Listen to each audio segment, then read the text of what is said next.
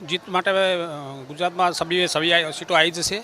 અત્યારે શરૂઆતનો round trend છે એ આગળ પાછા ચાલ્યા છે, પણ સૌથી સારી લીડે બધા સભી ઉમેદવારો જીતી છે.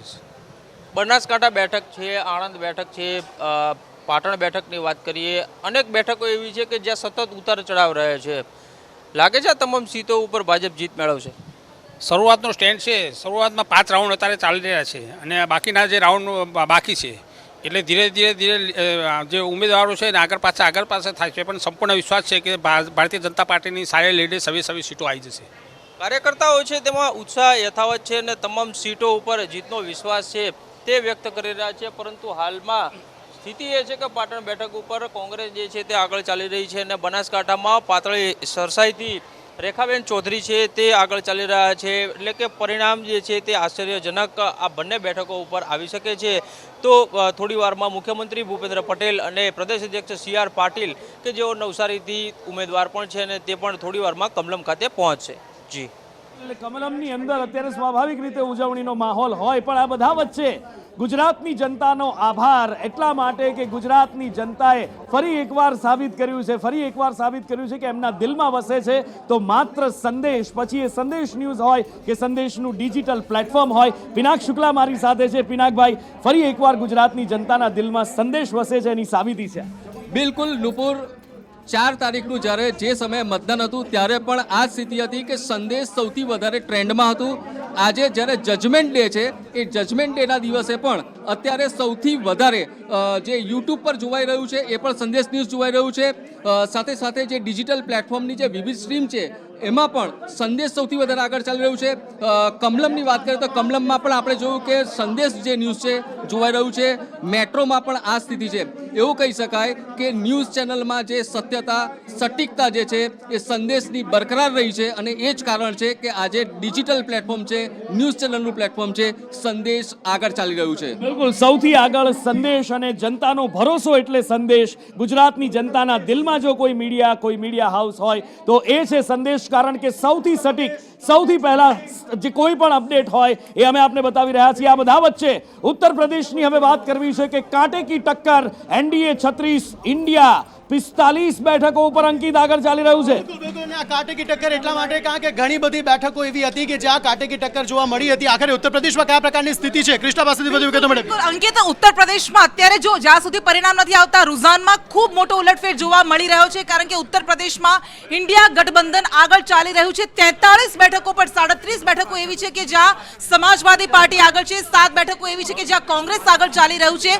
માત્ર 32 બેઠક પર અત્યારે ભારતીય જનતા પાર્ટી આગળ ચાલી રહી છે. બે પાર્ટી પર RLD જેનું ગઠબંધન છે ભાજપ સાથે એ આગળ ચાલી રહી છે. મોટા ચહેરાની વાત કરીએ તો અખિલેશ યાદવ અને ડિમ્પલ યાદવ બંને પતિ પત્ની આગળ ચાલી રહ્યા છે અને રવિ કિશન ગોરખપુરથી આગળ ચાલી રહ્યા છે. બિલકુલ, અને સ્મૃતિ ઈરાનીની જો ખાસ વાત કરીએ તો સ્મૃતિ ઈરાની એ પોતાની 2 અમેઠી બેઠક છે ત્યાંથી પાછળ ચાલી રહેલા અત્યારે જોવા મળી રહ્યા છે. KL શર્માને લોકો પસંદ કરી રહ્યા હોય તેવું અત્યારે સ્પષ્ટપણે જોવા મળી રહ્યું છે.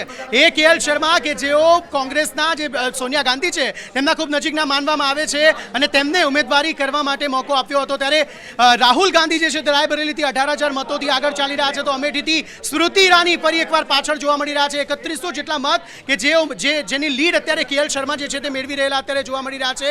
એટલે કદાચ અહીંયા પરિસ્થિતિ વિપરીત જોવા મળી શકે અને KL શર્મા પર જે પસંદગીનો કળશ જોડવામાં આવ્યો કોંગ્રેસને એ સફળ થતો અત્યારે જોવા મળી રહ્યો છે કે ત્યાં સ્મૃતિ ઈરાની જે છે તે અત્યારે પાછળ જોવા મળી રહ્યા છે. અને આ તમામની વચ્ચે જે પરિણામો આવી રહ્યા છે તેની શેર બજાર પર અસર જોવા મળી રહી છે. ભારતીય શેર બજારમાં હાહાકાર જોવા મળી રહ્યો છે. સેન્સેક્સમાં 3100 પોઈન્ટનો કડાકો જોવા મળી રહ્યો છે. જોઈ બિલકુલ, જ્યારથી રોજાના આવવાની શરૂઆતથી સવા 9 વાગ્યાથી 9:14 લઈને અત્યાર સુધીમાં માર્કેટ 3100 જેટલું તૂટ્યું છે અને હજી પણ જે રીતે કહેવાય રહ્યું છે કે એક્ઝિટ પોલ એક્ઝેક્ટ નથી અને એના જ કારણે સીધી અસર શેર બજાર પર જોવા મળી રહી છે. ભારતીય શેર બજારમાં તેને લઈને હાહાકાર. હજી સાંજ સુધીમાં જે અપડેટ આવે છે તેમાં કેવું રહેશે જોવું રહ્યું. પણ અંકિત કહી શકાય કે 3100 પોઈન્ટનો કડાકો એટલે આ માર્કેટ માટે જે લોકોએ ગઈકાલે પણ અદાણી પાવર છે કે જે 15% ઉપર રહ્યા હતા અને આ વખતે અત્યારે જોવા જઈએ તો તેમાં પણ પરિણામોના રિઝલ્ટથી શેર બજાર પછડાયું છે. બિલકુલ 14 લાખ કરોડ રૂપિયા ગઈકાલે કમાવ્યા હતા, પરંતુ આજે તેનાથી સતત વિપરીત પરિસ્થિતિ કે 20 થી 30 લાખ રૂપિયાનું ધોવાણ થઈ ગયેલું શેર બજારમાં અત્યાર સુધી જોવા મળી રહ્યું છે. કારણ કે 3100 પોઈન્ટનો કડાકો જોવા મળ્યો છે. એક્ઝિટ પોલ જ્યારે આવ્યા 2000 પોઈન્ટની શરૂઆત થઈ હતી, એ હાઈ મળ્યો હતો, પરંતુ અત્યારે સ્થિતિ એવી જોવા મળી રહી છે કે 400 પારનો જે નારો આપવામાં આવ્યો હતો, કદાચ એ થાત તો કદાચ આજે વધુ હાઈ મળી શકતું હતું માર્કેટને, પરંતુ તેવું નથી થયું અને કદાચ તેના જ કારણે ભારતીય શેર બજારમાં હાહાકાર મચ્યો છે અને 3100 પોઈન્ટનું ગાબડું જે છે તે અત્યારે જોવા મળી રહ્યું છે. જોવાનું રહેશે કે હજી આ દિવસના અંત સુધીમાં કેટલો કડાકો હજી સેન્સેક્સમાં જોવા મળે, પરંતુ અત્યારે તો સ્થિતિ 3100 પોઈન્ટનો કડાકો જે છે તે શેર બજારમાં જોવા મળી રહ્યો છે. અને આ બધા વચ્ચે હૈદરાબાદથી મોટા સમાચાર. ઓવેસી પાછળ માધવીલતા આગળ ચાલી રહ્યા છે. એક શક્યતા વ્યક્ત થઈ હતી કે માધવીલતા આ વખતે હૈદરાબાદમાં ઓવેસીના ગઢમાં ગાબડું પાડી શકે છે અને એ જ અત્યારે દેખાઈ રહ્યું છે. આ બાજુ સ્મૃતિ ઈરાની પાછળ ચાલી રહ્યા છે હૈદરાબાદથી ઓવેસી. હૈદરાબાદની જો વાત કરીએ તો ઓવેસી જે છે, અસદુદ્દીન ઓવેસી જે છે અથવા તો ઓવેસી પરિવાર જે છે 1984 થી આ બેઠક પર જીતતું આવ્યું છે અને કદાચ પહેલી વખત એવું થશે કે ભાજપ જે છે તેમાં સેંધ મારશે અને હૈદરાબાદમાં એઆઈએમઆઈએમ ને ભાજપ ભારતીય જનતા પાર્ટી વચ્ચે આ કાંટે કે ટક્કર છે કે અસદુદ્દીન ઓવેસી અહીંયાથી પાછળ ચાલી રહ્યા છે અને માધવીલતા જે ભારતીય જનતા પાર્ટીના ઉમેદવાર છે તે આગળ ચાલી રહ્યા છે. માધવીલતાએ ઘણી બધી રેલીઓ કરી, માધવીલતાએ ઘણા બધા પ્રચાર માટે તેઓ આવ્યા હતા, આગળ નીકળ્યા પણ હતા અને લોકોને કદાચ તે જ પસંદ આવ્યું છે અને કદાચ અસદુદ્દીન ઓવેસીથી હવે અસદુદ્દીન ઓવેસીને લોકો જાકારો આપતા જોવા મળી રહ્યા છે. અનુકૂળ બિલકુલ, એટલે જ માધવીલતા અત્યારે આગળ ચાલી રહ્યા છે અને અસદુદ્દીન ઓવૈસીનું ટેન્શન વધી રહ્યું છે.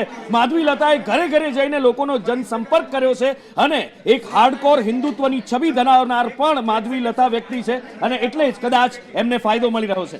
બિલકુલ, અને આ જ સ્થિતિ અત્યારે કે અસદુદ્દીન ઓવૈસી જે છે તે પાછળ ચાલી રહ્યા છે. ન માત્ર આ જ બેઠક, પરંતુ એવી ઘણી બધી બેઠકો છે કે જ્યાં ભારતીય જનતા પાર્ટી આગળ ચાલી રહી છે તો ક્યાંક ભારતીય જનતા પાર્ટી પાછળ પર ચાલી રહી છે. જે અમેઠીની એક બેઠક છે, અમેઠીમાં સ્મૃતિ ઈરાની જે છે તે ભારતીય જનતા પાર્ટીના કદ્દાવર નેતા છે અને તેમને ગયા વખતે રાહુલ ગાંધીને ત્યાંથી હરાવ્યા હતા, પરંતુ અહીંયા વધુ એક વખત એવું જોવા મળી રહ્યું છે કે અમેઠીમાં સ્મૃતિ ઈરાની જે છે તે પાછળ જોવા મળી રહ્યા છે. બિલકુલ બિલકુલ, વાત કરીએ નવસારીની. સીઆર પાટીલ કે જે જંગી લીડથી આગળ ચાલી રહ્યા છે. નવસારીમાં સીઆર પાટીલ જે આગળ ચાલી રહ્યા છે 70,000 થી લઈને 1 લાખ સુધીનો તેમનો જે લીડથી આગળ ચાલવાનો લક્ષ્યાંક હતો અને ફરી એકવાર કોંગ્રેસના ઉમેદવારે હાર સ્વીકારી છે નવસારીમાં. નૈશદ દેસાઈ કે જેમણે પોતાની હાર સ્વીકારી છે. મનીષ પરમાર અમારી સાથે જોડાયા છે, સીધા તેમની પાસે જઈશું. મનીષ, નૈશદ દેસાઈ કે જેમણે સંદેશના કેમેરા સામે હાર સ્વીકારી છે, શું અપડેટ?